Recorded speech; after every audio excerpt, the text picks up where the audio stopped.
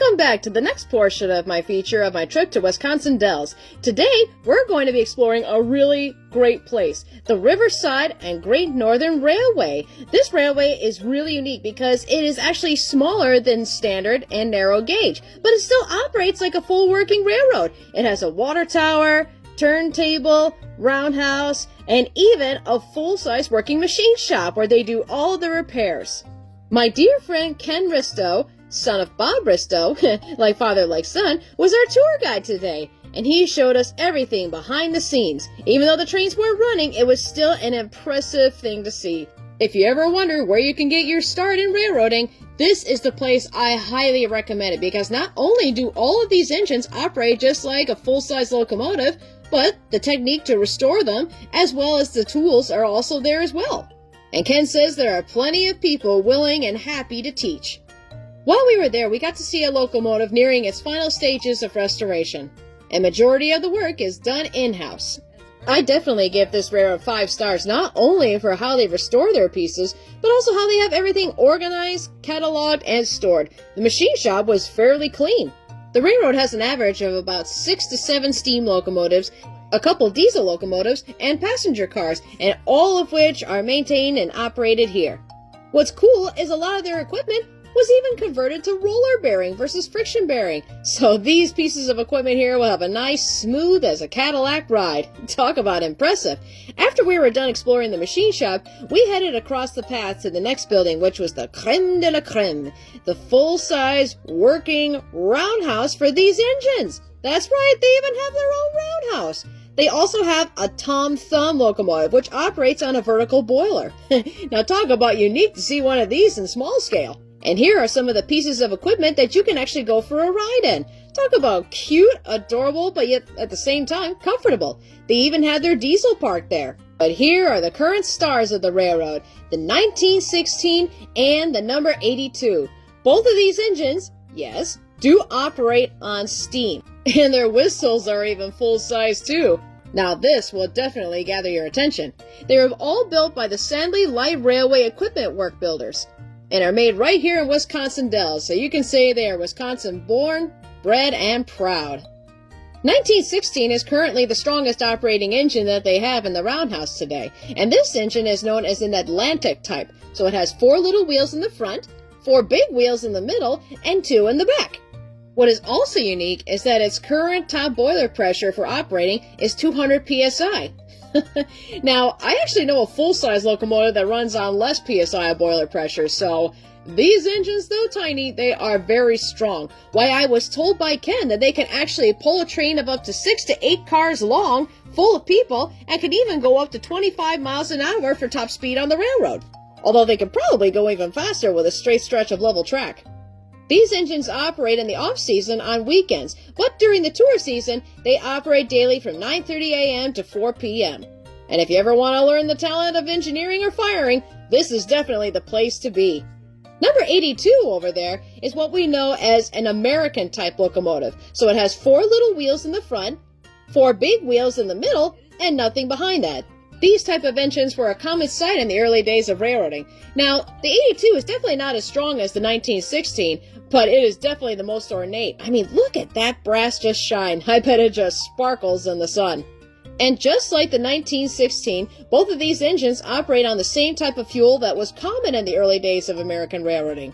That's right, that fuel is none other than coal. This engine operates just like on the big engine's fuel, but you just need a smaller scoop.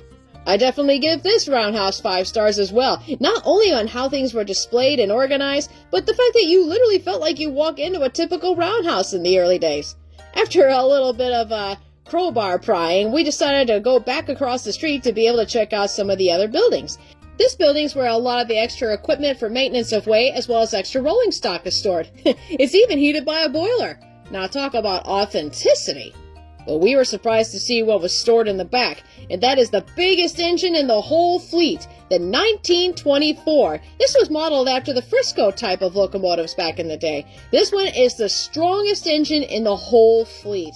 Now, fortunately, this is bad news for the turntable because it's not big enough to be able to turn it around. But that's okay. This engine can operate both forward and backwards with the greatest of ease and can pull a lot of people. If I didn't know any better that these were smaller gauge, I'd have thought I was looking at an actual full-size steam locomotive. But that is just how amazing these things are built. They literally run on coal and water and just mix it together with a fire and you have steam. As stated before, this is definitely the perfect place to cut your teeth on in railroading.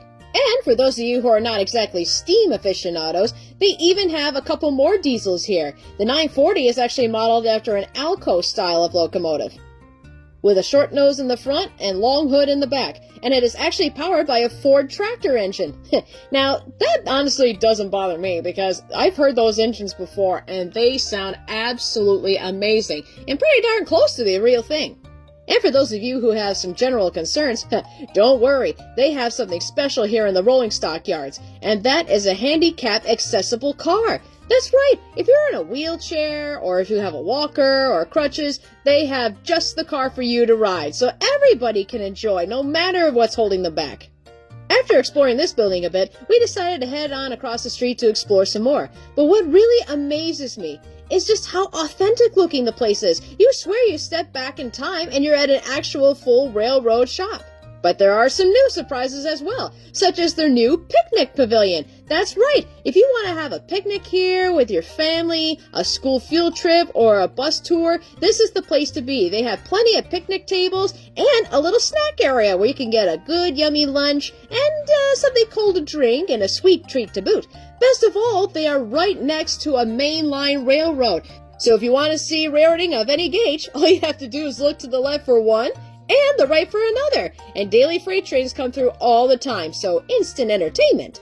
And best of all, for those needing even more, this is the place to be for your kids as well, because they have a working playground as well as a game area. So kids can burn off that extra energy that you need to get rid of before your car ride home. And best of all, they can let their imagination soar, not only watching the trains, but also let their imagination soar by pretending to be an engineer. And best of all, for those of you who are not quite into railroading, they have something even better. And that is a brand new, fully stocked working gift shop. They have everything here from t-shirts, to games, to toys, souvenirs, all types. And even better for the kids, there's a model train that runs on the upper ceiling of the building. So instant entertainment right there. And with handicap accessible bathrooms. And best of all, as an even bigger bonus treat, they have something in store right in the corner of the building.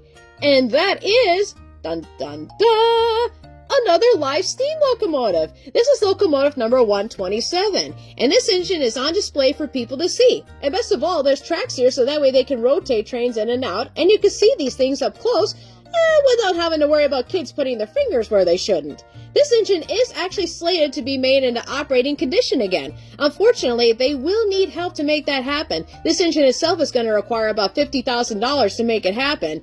Yeah, even a small engine still has a big plus. They're going to have to pay even more to make sure everything is certified. And this railroad runs solely on donations. But you too can support this great railroad, whether you come over and go for a ride and purchasing a ticket, or donating funds to the actual cause, purchasing something in the gift shop, becoming a member, or even better still at this railroad, you could even buy a tie that you could put your name on. Talk about a great way to secure a legacy, huh?